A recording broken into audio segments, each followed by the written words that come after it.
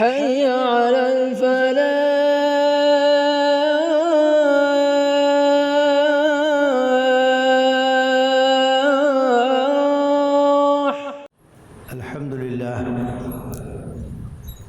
الحمد لله وكفى وسلام على عباده الذين اصطفى اما بعد. محترم ڈاکٹر ابو شامہ صاحب، محترم ڈاکٹر عطاء الرحمن ناظمی فلاحی صاحب، معزز اساتذہ کرام اور معلمات، یہ 2 روزہ تربیتی پروگرام جو منعقد ہو رہا ہے، اس طرح کے پروگرام وقتاً فوقتاً جامعہ میں منعقد ہوتے رہتے ہیں، اور ان کا مقصد ایک تو تذکیر ہے، چیزوں کی یاد دہانی ہے، اور یاد دہانی کی ضرورت پڑتی ہے. وَذَكِّرْ فَإِنَّ الذِّكْرَى تَنفَعُ الْمُؤْمِنِينَ. تو یاد دہانی سے چیزیں تازہ ہو جاتی ہیں. بہت سی چیزیں ہمیں معلوم ہے، لیکن جب ان کی یاد دہانی ہوتی ہے تو ان کے اندر تازگی پیدا ہو جاتی ہے، وہ چیزیں یاد آ جاتی ہیں. تو یہ تذکیر اور یاد دہانی یہ ایک مستقل ضرورت ہے، اور زندگی کے ہر شعبے میں اس کی ضرورت ہے. اور تدریس کا عمل یہ تو انتہائی اہم اور نازک عمل ہے، یہاں اس کی اور زیادہ شدید ضرورت ہے. اس لیے تعلیمی اداروں میں اس بات کا اہتمام ہوتا ہے کہ وقتاً فوقتاً ٹریننگ کورس ہوں، ورکشاپ ہوں، تذکیری پروگرام ہوں، معلمین اور معلمات کے سامنے مختلف باتیں آتی رہیں. تو ایک مقصد اس کا تذکیر ہے. دوسرا اس کا مقصد تجدید معلومات ہے. بہت سی نئی چیزیں آتی رہتی ہیں، اور ہر شعبے میں ایک ارتقاء کا عمل ہے جو جاری ہے. انسانی زندگی میں تجربات ہوتے ہیں. تدریس کا جو کام ہے، ایجوکیشن کا جو کام ہے، اس میں بھی مختلف تجربات ہوتے ہیں. نئی نئی چیزیں سامنے آتی ہیں، ٹیکنیک سامنے آتی ہے، مہارتیں سامنے آتی ہیں. تو بہت سی چیزیں نئی بتانے کے لیے بھی ضرورت ہوتی ہے کہ اس طرح کا پروگرام ہو، تاکہ ماہرین کے ذریعے سے جو نئی دریافتیں ہیں اس فیلڈ میں وہ ہمارے سامنے آ سکیں، اور ہم یہ جان سکیں کہ ہم اپنی تدریس کو کیسے اور زیادہ مؤثر بنا سکتے ہیں. اور اس طرح کے پروگراموں کے ذریعے سے ایک مقصد یہ بھی ہوتا ہے کہ تقییم ہو جائے، اندازہ ہو جائے کہ اس وقت دنیا میں کس طرح سے تعلیمی ادارے چل رہے ہیں، ہم کہاں پر کھڑے ہیں، اور ہمیں کن پہلوؤں سے آگے بڑھنے کی ضرورت ہے. تو یہ مختلف طرح کے فائدے ہیں جو اس طرح کے پروگراموں سے ہوتے ہیں. جامعہ کی شورا نے نومبر کے اجلاس میں یہ فیصلہ کیا تھا کہ جامعہ کے جو معیار تعلیم و تربیت ہے، مختلف پہلوؤں سے اس کا جائزہ لیا جائے، ویژن اور مشن بھی طے کیا جائے. اس کے لیے باقاعدہ ایک ریویو کمیٹی بنائی گئی تھی، جس کے کنوینر جناب مصطفیٰ فاروق صاحب ہیں. ریویو کمیٹی نے اپنی کئی نشستیں کی، اور ان میں مختلف پہلوؤں سے غور کیا.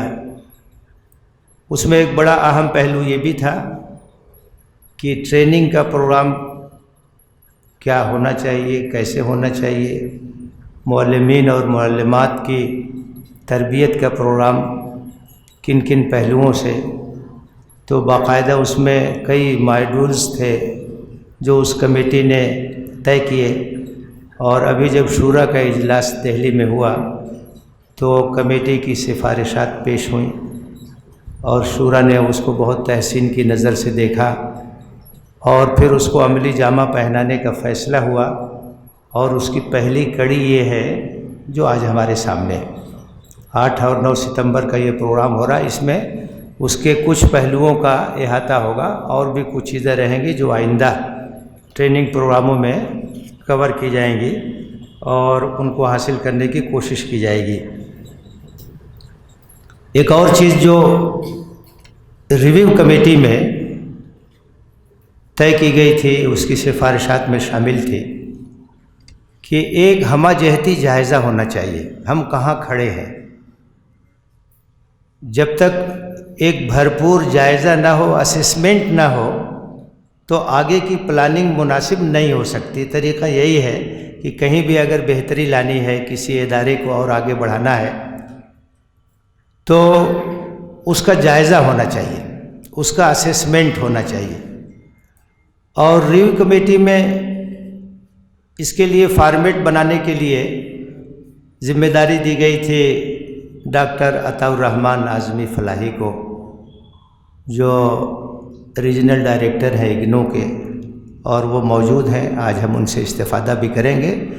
وہ بہت ہی محنت کے ساتھ اور انتہائی جامع قسم کا فارمیٹ انہوں نے تیار کیا کہ جو ہمیں جائزہ لینا ہے، کن کن پہلوؤں سے جائزہ لینا ہے، جو ہمیں فیڈ بیک لینا ہے وہ کن کن سے لینا ہے۔ ظاہر ہے کہ اس میں معلمین اور معلمات بھی ہیں، اس میں طلباء اور طالبات بھی ہیں، اس میں سرپرست بھی ہیں، اس میں منتظمین بھی ہیں۔ تو وہ چیز ابھی تفصیل سے آپ کے سامنے آئے گی، اور وہ خود یہاں پورا موضوع ہے اسے پیش کریں گے۔ اور خاص طور سے 2020 میں جو نئی قومی تعلیمی پالیسی آئی، اس میں جو بہت سی شرائط تعلیمی اداروں کے لیے رکھی گئی ہیں، بہت سی چیزیں ہیں، ان سب کی روشنی میں ایک احتساب اور ایک جائزہ اور ایک اسسمنٹ کی ضرورت ہے۔ وہ فارمیٹ ابھی آپ کے سامنے آئے گا اور آپ کو اندازہ ہوگا کہ کتنا ہمہ جہتی ہے، کتنا جامع ہے، اور اس کے سلسلے میں جو افہام و تفہیم کی ضرورت ہے وہ بھی آپ کے سامنے آئے گی۔ اس طرح کی چیز یہ اس لیے ضروری ہے تاکہ ہم کو صحیح اندازہ ہو جائے کہ ہم کس مقام پر کھڑے ہیں اور کن پہلوؤں سے توجہ کی ضرورت ہے۔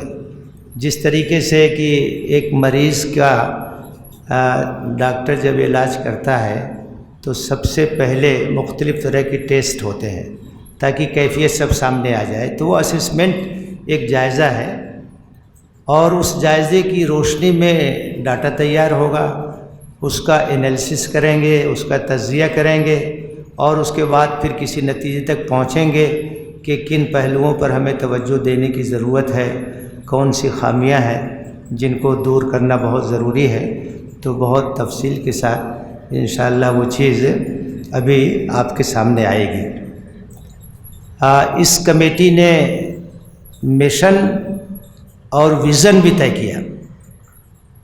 دیکھیے، مقاصد جامعہ بہت واضح طور سے ہمارے دستور میں بالکل پہلے ہی سے شامل ہے، اور ہر جگہ ہم اس کا ذکر بھی کرتے ہیں، اور وہ مطبوعہ شکل میں بھی ہے کہ ہم ایسے لوگوں کو تیار کرنا چاہتے ہیں جن کی نگاہ قرآن اور سنت پر ہو، محققانہ قرآن کی تعلیم ہو، اور وقت کے اہم مسائل پر ان کی نظر ہو، ان کے اندر بصیرت ہو، دین کی گہری بصیرت ہو، اور کسی طرح کا کوئی تعصب نہ ہو، اس سطح فکر و نظر کے ساتھ وہ ملک اور ملت کی تعمیر کا کام کریں، اور ایک ایسا نصاب زیر عمل ہم لانا چاہتے ہیں جو دینی اور دنیوی علوم کا بہترین امتزاج ہو۔ یہ سب چیزیں بہت تفصیل کے ساتھ لکھی ہوئی، مقاصد تفصیلی ہوتے ہیں، لیکن جو مشن ہوتا ہے، جو ویژن ہوتا ہے، اس میں بہت اختصار کے ساتھ ہم اپنا مدعا بیان کر دیتے ہیں، جو آسانی کے ساتھ سب کی زبان پر رہے، سب کے ذہن میں رہے، چاہے معلمین ہوں، چاہے معلمات ہوں، چاہے منتظمین ہوں، چاہے وہ طلبہ ہوں یا سرپرست ہوں۔ تو کوئی ادارہ ہو، وہ اپنا ویژن مختصر الفاظ میں لوگوں کے سامنے رکھ دیتا ہے، اپنا مشن کہ اس کو حاصل کرنے کے لیے جو مقاصد ہیں ان کو بروئے کار لانے کے لیے ہم کس مشن پہ لگے ہوئے ہیں، عملاً ہم کیا کر رہے ہیں۔ تو ابھی جب شورا نے اسے فائنل کیا ہے ہو سکتا ہے آپ کی نظر سے وہ چیز گزری ہو۔ ویژن کے تعلق سے یہ چیز طے کی گئی ہے کہ جامعۃ الفلاح دینی اور عصری علوم کی ایک ایسی یونیورسٹی بنے جو طلباء کی ترجیح اول ہو۔ اچھا، یونیورسٹی کے لفظ سے چونکنا نہیں چاہیے، اس لیے کہ روز اول ہی سے یونیورسٹی تو ہمارے نام میں شامل ہے۔ عربی میں یونیورسٹی کو جامعہ کہتے ہیں، اور جامعۃ الفلاح کا مطلب ہے الفلاح یونیورسٹی۔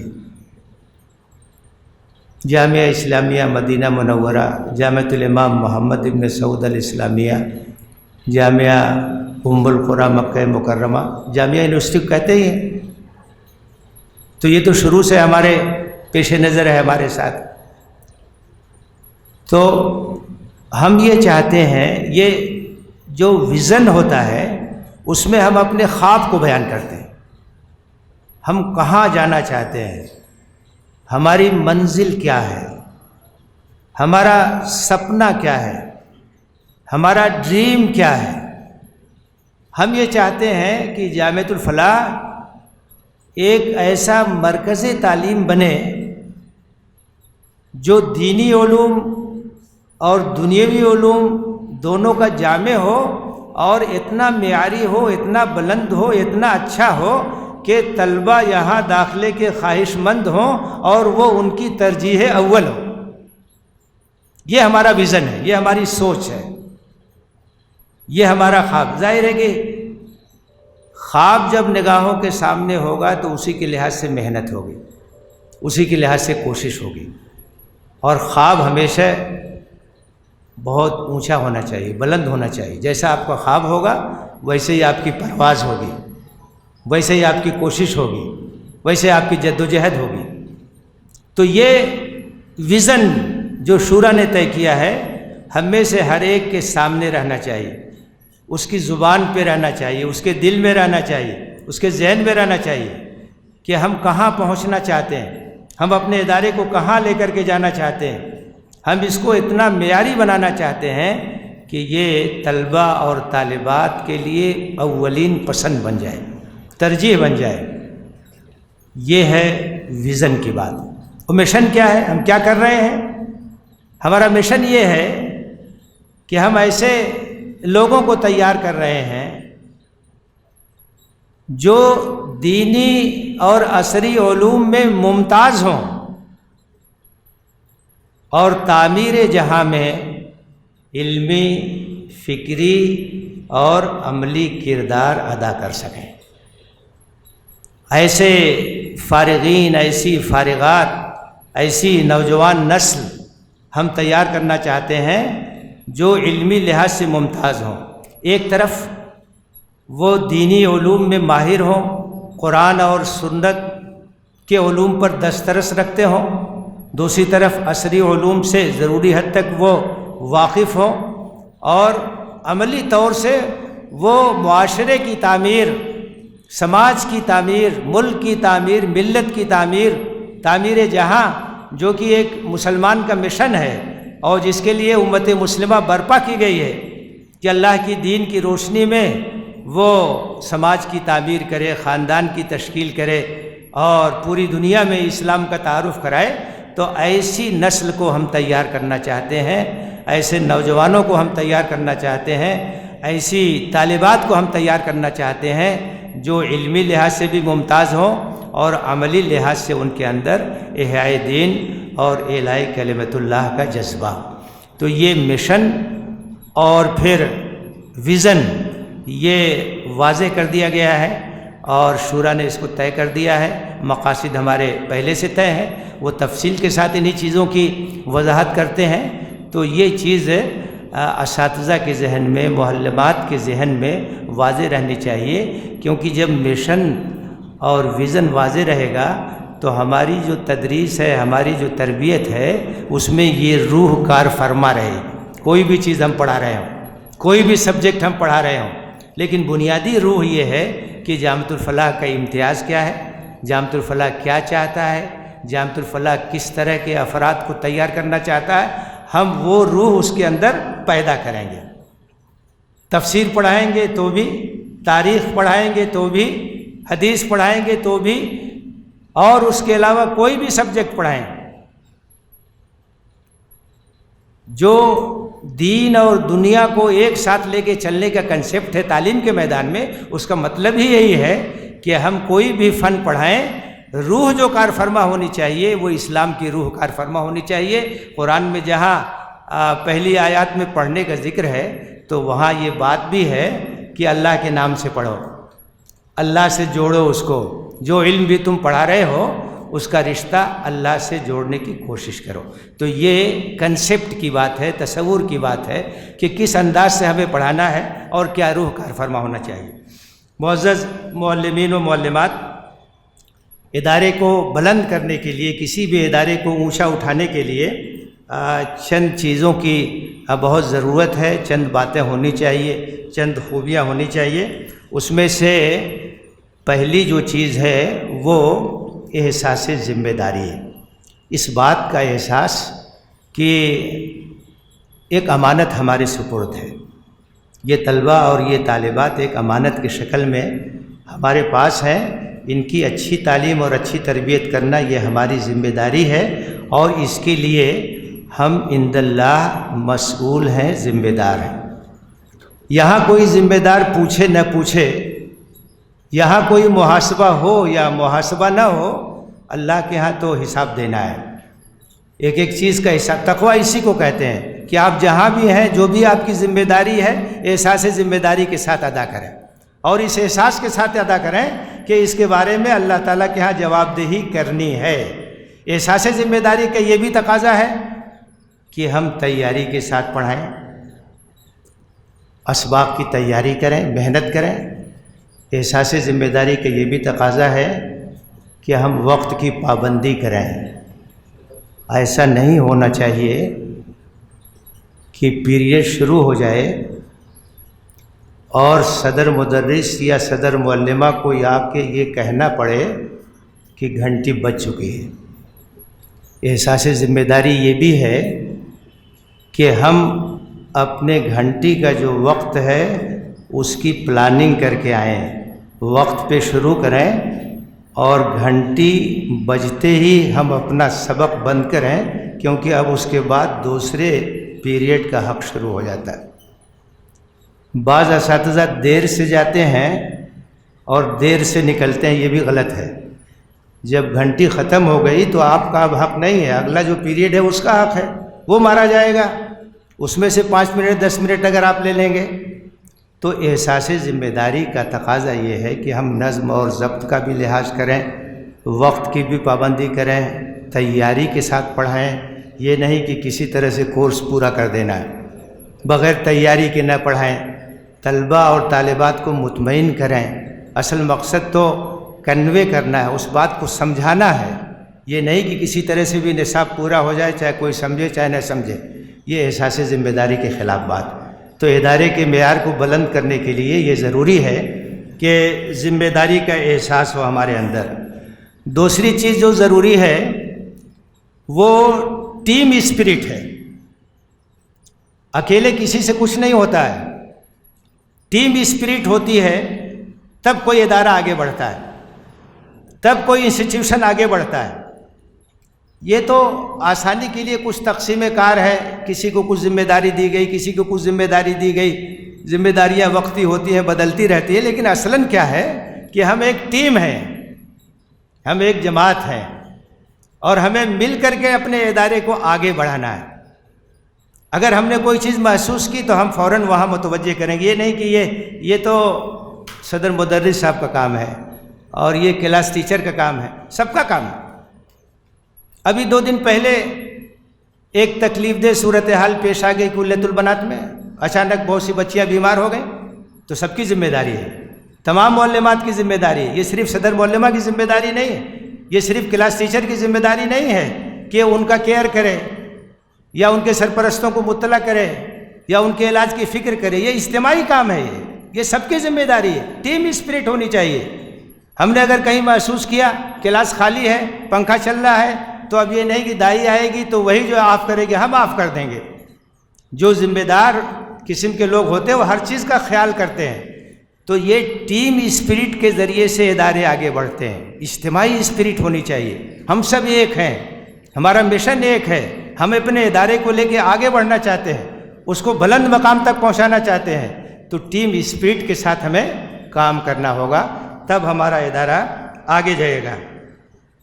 تیسری چیز یہ ہے کہ نصح اور خیر خواہی کا جذبہ ہونا چاہیے۔ ایسا نہیں ہونا چاہیے کہ کہیں کوئی کمی آپ نے محسوس کی تو بجائے اس کے کہ متوجہ کریں خیر خواہی کے ساتھ، آپ نے اس کو نوٹ کر کے رکھ لیا کہ کوئی موقع آئے گا تو ہم اس کو نمایاں کریں گے، تب ہم اس کا ذکر کریں گے۔ نصح و خیر خواہی کا تقاضا یہ ہے کہ اگر آپ نے کہیں کوئی کمی محسوس کی تو متعلق ذمہ دار سے، متعلق فرد سے انفرادی طور سے ملاقات کر کے اسے بتائیں خیر خواہی کے ساتھ۔ دین تو اسی کا نام ہے، الدین والنصیحہ۔ قیل لمن یا رسول اللہ، قال للہ ولرسولہ ولکتابہ ولائمۃ المسلمین وعامتہم۔ یہی اخلاص اور یہی خیر خواہی یہ دین کی بنیاد ہے۔ تو نصح اور خیر خواہی کا ماحول بنانا چاہیے اور اسی جذبے کے ساتھ ہمیں کام کرنے کی کوشش کرنی چاہیے۔ احتساب اور جائزہ بھی بہت ضروری ہے، اس لیے کہ اگر احتساب اور جائزہ نہ ہو تو جو کمی ہے وہ باقی رہے گی۔ اس لیے اجتماعیت میں احتساب کی بہت اہمیت ہے۔ خود اپنا احتساب خود بھی کرنا چاہیے، حاسبوا قبل ان تحاسبوا۔ اور اس کے علاوہ اجتماعیت کے ذریعے سے بھی اگر کوئی احتساب ہوتا ہے تو اس کا برا نہیں ماننا چاہیے۔ احتساب اس لیے ہوتا ہے، جائزہ اس لیے ہوتا ہے تاکہ اصلاح ہو سکے، بہتری لائی جا سکے اور ہم اپنے ادارے کو آگے بڑھا سکیں۔ اسی کے ساتھ ساتھ یہ بات بھی بہت ضروری ہے کہ ہم اپنے ادارے کے لیے، اپنے طلباء کے لیے، اپنی طالبات کے لیے دعا کریں۔ اللہ تعالیٰ سے ہمدردی کا جذبہ یہی ہے اور ان کے ساتھ تعلق کا تقاضا یہی ہے کہ ہم ان کے خیر خواہ ہوں، ان کے لیے محنت کریں، ان کے لیے دعا کریں، اللہ تعالیٰ سے ان کے لیے توفیق مانگیں۔ اس لیے کہ تمام کوششوں کے باوجود جب تک اللہ کی مدد اور اللہ کی تائید شامل حال نہ ہو تو کامیابی نہیں مل سکتی ہے۔ میری طلب بھی اسی کے کرم کا صدقہ ہے، قدم یہ اٹھتے نہیں ہیں، اٹھائے جاتے ہیں۔ توفیق اللہ دیتا ہے، اللہ کی طرف سے جب توفیق ملتی ہے تو چیزوں میں برکت ہوتی ہے۔ تو اس طرح سے ہم اپنے ادارے کو بلندیوں تک پہنچا سکتے ہیں۔ جو ہمارا ویژن ہے، جو ہمارا مشن ہے، اس میں ہم کامیاب ہو سکتے ہیں۔ میں امید رکھتا ہوں کہ یہ جو 2 روزہ پروگرام ہے بہت دلچسپی کے ساتھ آپ اس میں شرکت کریں گے اور اس سے استفادہ کریں گے۔ ایک بات یہ بھی ہے کہ ہمارے جو مہمان دہلی سے آ رہے ہیں وہ کیفیات ایکسپریس سے آ رہے ہیں اور کیفیات ایکسپریس حسب معمول لیٹ ہے، تو تھوڑا بہت آگے پیچھے بھی کچھ پروگرام میں ہو سکتا ہے، لیکن خوشی کی بات ہے کہ پہلا پروگرام ڈاکٹر عطاء الرحمن اعظمی فلاحی صاحب کا ہے، وہ موجود ہیں اور بہت تفصیل کے ساتھ ابھی ان کی باتیں آپ کے سامنے آئیں گی، انٹریکشن ہوگا۔ جو اسسمنٹ ہونے والا ہے اس کے مختلف پہلو وہ آپ کے سامنے رکھے جائیں گے تاکہ آپ کے ذہن میں سب واضح رہے اور بہت ہی اچھے انداز سے وہ کام انجام پائے۔ اللہ سے دعا ہے کہ ہمارا یہ 2 روزہ تربیتی پروگرام ہر پہلو سے کامیاب ہو، آمین۔ وآخر دعوانا ان الحمد للہ رب العالمین۔